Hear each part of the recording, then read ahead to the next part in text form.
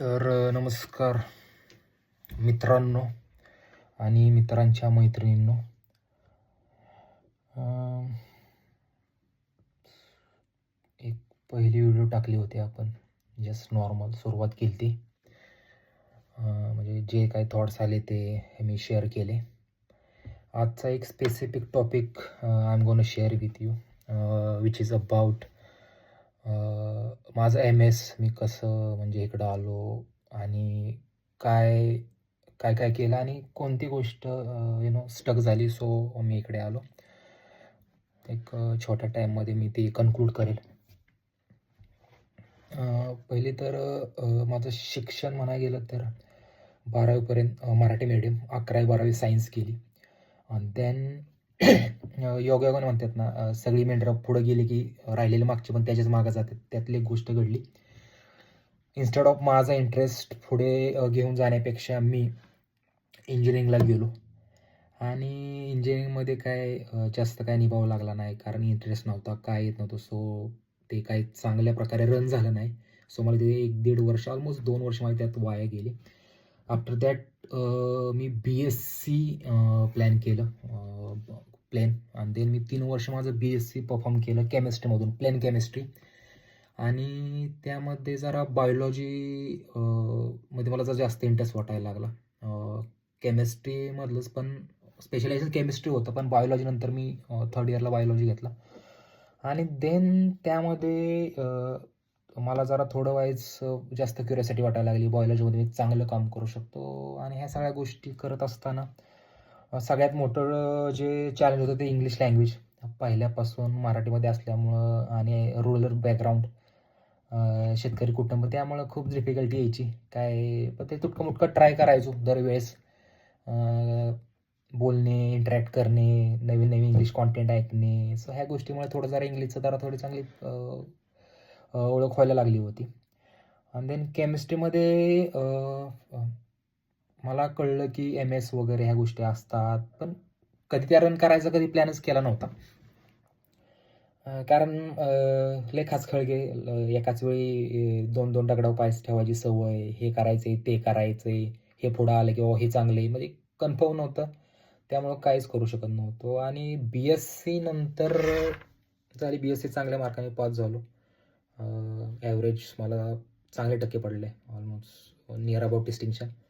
आणि than me ठरवलं masters करायचं आणि इच्छा होती एका कंपनीमध्ये काम करायची. आज तागायत ती इच्छा आहे. मी लास्ट व्हिडिओमध्ये पण तुम्हाला सांगितलं होतं की त्यासाठी आपले प्रयत्न चालू पण आहेत.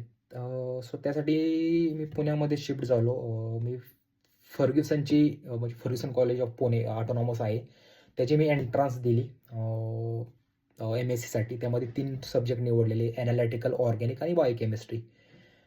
बायोकेमिस्ट्रीला जास्त प्रायोरिटी होती आणि लकीली मला त्याची एंट्रन्स क्वालिफाय झाली आणि माझं 30ल्या लिस्टला आय थिंक नाव लागलं.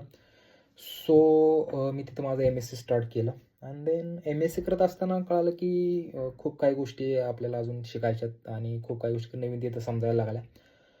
आणि तिथं काय झालं, आता MSचा जर विषय आहे, सो मी त्याच्यावर जास्त भर देईल. तिथे असे गेस्ट लेक्चर यायचे की MS अशा गोष्टी असतात, तुम्ही बाहेर जाऊन असं करू शकता. क्योंकि माझे प्रिव्हियस जे आहेत सीनियर वगैरे, ते पण काही जण गेलेत PhDसाठी, काही जण गेलेले आहेत आणि काही MSसाठी गेलेले आहेत. सो त्या गोष्टी कळायला लागल्या आणि मी त्या प्रकारे काम करायला लागलो. पण at the end mentality continue त्या फेजमध्ये राहिलं असं नाही झालं. कारण त्यासाठी डिफरंट एक्झाम असतात, हे ते. आणि 9 ते 5 कॉलेज मला वैताग यायचा. कॉलेज अटेंड करायचं, कधी क्लास करायचं. आणि नंतर मला कळलं की खूप एक्झाम आहेत म्हणजे MS साठी जाण्यासाठी. तर मी तुम्हाला आजचं हे डिस्कशन ब्रीफमध्ये असेल. जर वाटलं कुणाला क्युरिओसिटी तर मी ट्राय करेल स्पेसिफिक टॉपिकवर लेक्चर, एखादं व्हिडिओ बनवायचा. सो नंतर मी ट्राय करत होतो पण जिथे हे करण्यासाठी. आणि महत्त्वाच्या भरपूर साऱ्या इन्स्टिट्यूट किंवा कन्सल्टन्सी आहेत. I don't want to pronounce any specific name. I don't want to promote any kind of consultancy and all. But thing is that की भरपूर गोष्टी आहेत ते तुम्हाला हेल्प करू शकतात. पण मी खूप खास कळगे बघितले आहेत माझ्या ह्या पूर्ण जर्नीमध्ये, की इथं फायनान्शियल ॲसेट खूप लागतात. ऑब्व्हियसली ते आपण डिनाय नाही करू शकत. पण योग्यरित्या जर तुम्ही प्रॉपर रिसर्च केला तर I don't think it's difficult. तेच मला खूप त्रास झाला, की मी खूप फिरलो, खूप फेअर्स अटेंड केले, म्हणजे जिथं चांगलं मार्गदर्शन मिळतं. काही ठिकाणून खूप फॉल्स आणि खूप खूप त्रासदायक गोष्टी बी घडल्या. कारण माझ्या बी काही गोष्टी पूर्ण 100% नव्हत्या आणि पुढून पण त्या प्रकारे रिस्पॉन्स नाही भेटल्यामुळे आय थिंक फायनान्शियली बऱ्यापैकी इकडे-तिकडे जरा अप्स एंड डाउन्स भरपूर झाले. आफ्टर दॅट मी नंतर कळलं की IELTS एक्झाम लागते. That is international English language testing system कुठल्याही कंट्रीमध्ये जाण्यासाठी. But not IELTS specific for every country. There are some other exams like GRE, GMAT, TOEFL, many other exams. It's depend with the particular country and particular university for what you are looking. आणि than me IELTSचा class पण लावला मास्टर्समध्ये. पण काय झालं ते दिवसभर पूर्ण माझं क्लास असल्यामुळं काय मला ते जॉइन करता नाही आलं. सो परत गॅप पडला आणि ते कुठेतरी परत मिस आउट होऊन गेलं. नंतर आफ्टर MSc नंतर मी माझा जॉब पहिला स्टार्ट केला मुंबईलाच. पण ते कुठेतरी डोक्यात होतं याला MS करायचं म्हणजे क्युरिओसिटी होती. बाकीचं पुढचं काय होईल, काय उलटं-पालटं होईल, काय काय काय आयडिया नव्हती. घरच्यांना माहीत होतं काहीतरी करतंय गाबडं, काहीतरी चाललंय, पण नव्हतं म्हणजे आज तागायत म्हणजे अजून जी स्टॅबिलिटी मी मिळवते त्यासाठी त्यावेळेस पण जी धडपड चालली होती त्यातून काय अजून आउटपुट नव्हतं आलं. सो नंतर परत असंच इकडं-तिकडं हे कर, ते कर, ह्या कंपनी, त्या कंपनी प्रॉपर हे स्टॅबिलिटी बी नव्हती मिळवली. पण ते सगळं करत डोक्यात विचार चाललेले हे करायचं, ते करायचं. MSचं होतं पण ते मध्ये आधी ड्रॉप आउट करून दिलं कारण खूप पोस्ट अनुभव आले. करता फेल्युअर्स भरपूर हे ते. त्यामुळं ते राहून गेलं. सो सांगण्यात तात्पर्य ह्या फेल्युअरमधून की माझा रिसर्च कुठेतरी कमी पडत होता आणि कसं एज्युकेशनल गॅप होता. म्हणजे माझ्या फॅमिलीमध्ये एज्युकेशनल गॅप इन द सेन्समध्ये आहेत. तर म्हणजे शिक्षणाला कधीच बॅरियर नाही आलं. पण कुठलीही गोष्ट मला घरी समजून सांगायची म्हणले की आई-वडील शेतकरी असल्यामुळं ते खूप त्रासदायक आणि त्यांना कुठली गोष्ट समजून सांगायची की they always cares a lot about me. So that's the reason ते जरा कुठेतरी हे म्हणायचे की इथं बघ आपण इथंच काहीतरी चांगलं कर, काय गरज आहे ह्याची त्याची. पण नशिबाने म्हणायला लागेल की मला एक घरात चांगला चुलता म्हणजे बापच म्हणायला लागेल त्याला, त्यात विषयच नाही कसला. चुलता ते माझे बँक मॅनेजर आहेत बारामती सहकार्याचे. आता 26 वर्ष झालं तिथं काम करतायत आणि त्यांचं MSc एनालिटिकल केमिस्ट्री झालं शिवाजी युनिव्हर्सिटी कोल्हापूरमधून. सो त्यांना एक ते शिक्षणाचं एक बऱ्यापैकी मी त्यांच्याशी डिस्कस करायचो आणि ते सांगायचे चांगले हे असं कर, तसं कर. पण पहिल्यांदा पटायचं नाही कुठली गोष्ट. पण नंतर त्यांच्या सांगितलं डिसिजन बरोबर असायचे. पण त्यांचे डिस्कस करून मी एक दिवशी जो हा माझा लंडनचा प्लॅन होता, मी प्रॉपर त्यांचे एक दिवशी बसून 2-3 तास त्यांना सगळं प्रॉपर समजून सांगितलं आणि देन मी माझं तिथून जर्नी स्टार्ट केली. देन प्रॉपर मग आय थिंक लंडनच का, तर मी त्यातलं थोड्यापैकी सांगतो. लंडनमध्ये आय थिंक फार्मास्युटिकल साठी भरपूरच अपॉर्च्युनिटी आहेत. बाकीच्या देशांमध्ये आहेत, पण हे खूप जरा अफोर्डेबल जरा थोडंसं वाटलं. कारण US आणि बाकीच्या कंट्रीज जर घेतल्या तर ते खूप खूप कॉस्टिंग खूप भयान जाते. आणि UKचं MSc 1 वर्षाचं आहे. एक्सेप्शनल कोर्स आहेत जे फक्त 2 वर्षाचे आहेत. पण बाकी मोस्ट ऑफ 1 वर्षात तुमचं MS होऊन जातंय. आणि नंतर मी प्रॉपर रिसर्च चालू केला. भरपूर युनिव्हर्सिटी शॉर्टलिस्ट केल्या. स्पेसिफिक कोर्सेस बघितले. माझा जो कोर्स आहे जो आहे MSc बायोमेडिकल सायन्सेस आणि the course name is MSc in medical genetics and genomics. यामध्ये पूर्ण DNA लेव्हलच्या गोष्टी सगळ्या इव्हन स्टडी केल्या जातात. भरपूर काही सब्जेक्ट आहेत. सो मग हा सब्जेक्ट निवडला आणि मी माझी युनिव्हर्सिटी जी आहे ती ऑक्सफर्ड बुक्स युनिव्हर्सिटी आहे. Itself in Oxford. लेटेस्टमधली आहे आणि त्याचं QS आणि WQS त्याची वर्ल्ड रँकिंग हे खूप चांगलं आहे अँड मोस्ट ऑफ दी खूप चांगल्या प्रकारचे इन्फ्रास्ट्रक्चर आहे आणि मला त्यातल्या सगळ्या गोष्टी वस्तू वाटल्या. सो मी ती सिलेक्ट केली. त्याच्यावर काम करायला लागलो. मला काही लोकांनी पण खूप मदत केली. डेफिनेटली मी त्यांचा नंतर उल्लेख करेल. आणि नंतर असं करत प्रॉपर सगळा म्हणजे पहिल्यांदा मी काय केलं, माझी जर्नी मी सेग्रेट केली वेगळ्या पार्टमध्ये. सुरुवातीला मला ॲप्लिकेशन करण्यासाठी मला कुठल्या गोष्टी लागतात. देन नंतर मग ॲप्लिकेशन नंतर एक्झाम मागितली IELTS. सो मग मी IELTSची साईड बाय साईड ट्युशन घेतली, त्याचा अभ्यास केला. त्यामध्ये त्यांनी मला स्कोअर मागितला आउट ऑफ 9. जे said we want 6 not less than 5.0 in each. म्हणजे IELTSमध्ये 4 मॉड्यूल्स असतात. सो त्या 4ही मॉड्यूलमध्ये लिसनिंग, रायटिंग, रीडिंग, स्पीकिंग 4मध्ये 6 पैकी तुम्हाला 5च्या आत नाही पाहिजे. सो मला त्या प्रकारे मेंटेन करायचा होता. सो त्याचा अभ्यास केला. खूप खूप वाटतं पण खूप करावं लागलं कारण इंग्लिश फर्स्ट लँग्वेज नसल्यामुळे खूप त्यासाठी खूप हे झालं. पण आफ्टर दॅट चांगलं हे अभ्यास केल्यामुळं स्कोअर आला आउट ऑफ 9 मला 6 मिळायला. आय थिंक मी त्यासाठी हॅपी आहे, कारण जो मला हवा होता तो भेटला आणि जेवढं त्याविषयी हार्डवर्क केलं त्याचा तो मेंटेन झाला. अँड आफ्टर दॅट मग IELTS स्कोअर आला की नंतर मला फायनल त्यांचं ऑफर लेटर आलं. पहिलं जे येतं ते कंडिशनल येतं, एक तुम्हाला आयडिया सांगतोय. आणि जे ॲप्लिकेशन केल्यानंतर आणि नंतर तुम्ही त्यांचे जे रिक्वायरमेंट सबमिट केल्यानंतर तुम्हाला फायनल लेटर येतं.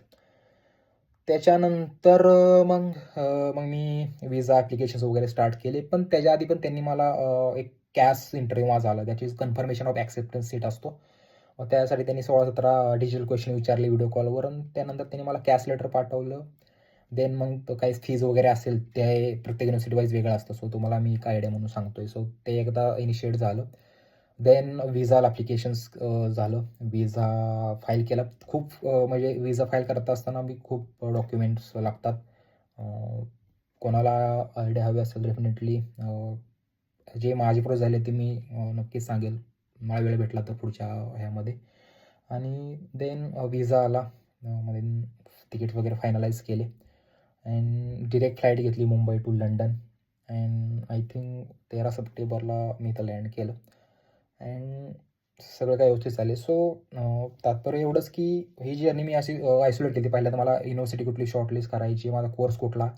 जर काही काहींना कसं आहे, जर 12th जर अबव 60 असेल, अबव 60 और 70, I am not sure about that, तर तुम्हाला IELTS वेवर भेटतो. IELTS वेवर इन द सेन्स म्हणजे तुम्हाला IELTS द्यावी लागत नाही, कारण तुम्हाला ते इंग्लिशचे स्कोअर ते कन्सिडर करतात. सो मला ते ऑब्वियसली कमी, त्यात वादच नाही. पहिल्यापासून आपलं मराठी असल्यामुळे इंग्लिशचं आपलं 36चा आकडा नव्हता. आवडायचं इंग्लिश, पण मार्क पडली नाहीत, ती गोष्ट वेगळी. पण ज्यांना इंग्लिश मिडियम आहे त्यांना असा प्लस पॉईंट आहे की त्यांना इथं वेवर भेटू शकतो. म्हणजे प्रत्येक युनिव्हर्सिटी वाईज वेगळं, पण हे सगळं गणित तो लक्षात घ्या. आणि बाकी काय नाही, आलो आणि एक वेगळं वेगळं एक आयडेंटिटी तयार व्हायला लागली. आणि जे खूप दिवसापासून इच्छा होती, त्यासाठी जे स्वप्न बघितलेलं ते आय थिंक कुठेतरी पूर्ण झालं ना. आता चांगल्या प्रकारे इथं गोष्टी शिकायला भेटत आहेत. आणि अजून एक गोष्ट म्हणजे तर सगळ्यात महत्त्वाची गोष्ट म्हणजे तुमचा वैयक्तिक रिसर्च असणं खूप महत्त्वाचं आहे. अनटिल अँड अनलेस तुम्ही स्वतःचा तुम्ही रिसर्च करत नाही किंवा स्वतः तुम्ही त्या गोष्टीबद्दल काही जास्त चांगलं खोदकाम करत नाही, तोपर्यंत तुम्हाला चांगलं काही पाणी लागणार नाही. पाणी लागणार नाही तसेच म्हणजे तुम्हाला चांगल्या गोष्टी तुम्हाला तुमच्यासमोर येणार नाहीत. ठीक आहे, काही गोष्टी माहीत नसतात, तुम्ही ऑब्व्हियसली दुसऱ्या हेल्प घ्या. भरपूर काही गोष्टी आहेत करण्यासारख्या, म्हणजे त्यातून माहिती मिळू शकते. आणि जस्टिफाय करा की ती इन्फॉर्मेशन आणि तुम्ही केलेली ती अलाईन आहे का. कारण ॲट द एंड म्हणतो ना, MS करणं खूप लागतात, पैसे लागतात, त्याबद्दल दुमतच नाही.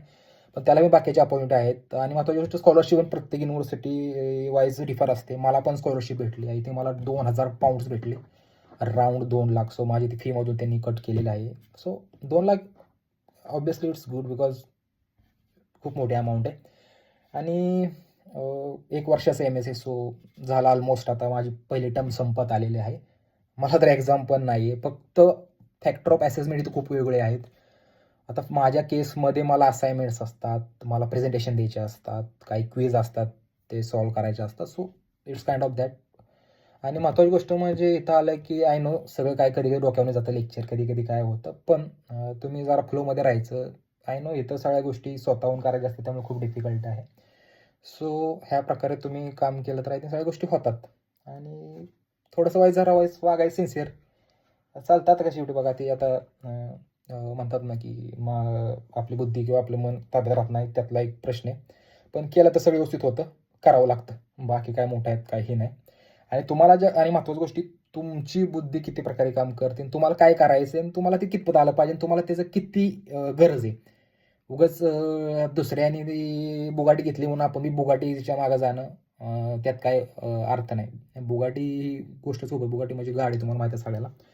मी काय एक्झाम्पल दिलं की बुगाटी ही खूप A1 क्लास गाडी आहे. सो सांगण्यात ते एवढं की एका वेगळ्या ट्रॅकमध्ये चांगलं करतो, पण नाही तसं नाहीच की तुम्ही पण तसंच केलं पाहिजे. पण तुम्ही तुमची ट्रॅक तुम्हाला शोभली पाहिजे. म्हणजे सांगण्याच्या होतेच की तुमचं तुम्ही करताय आणि तुम्हाला किती आउटपुट होते हे सगळं महत्त्वाचं आहे.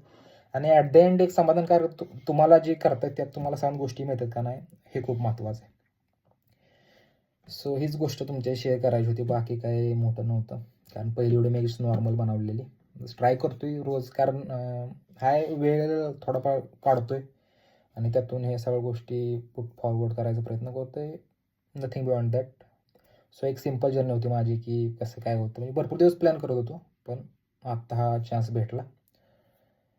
सो ठीक आहे. बाकी काही जास्त काही नाही, जास्त काही डिस्कस करत. आणि जर वाटेल तसं मी जसं आउटवल किंवा जसं तसं मी त्या पॉईंटवर मी ट्राय करेल 10-10, 15-15 मिनिटाची व्हिडिओज बनवायचा. आय थिंक कुठेतरी कोणाला हेल्प होती, कारण मी पण खूप ह्यातून बाजून निघाली.